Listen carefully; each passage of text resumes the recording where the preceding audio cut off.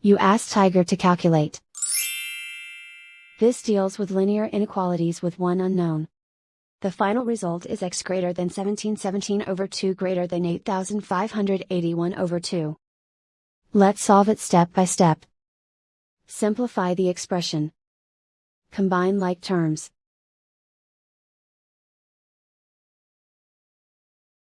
Isolate the x. Multiply both sides by inverse fraction 101 over 4.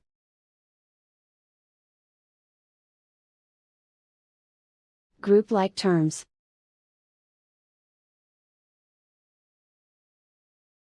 Multiply the coefficients.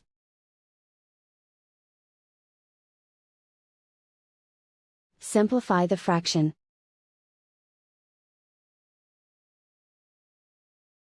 Multiply the fractions.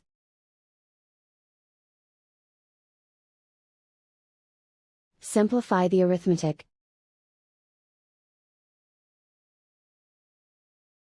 Plot the solution on a coordinate grid.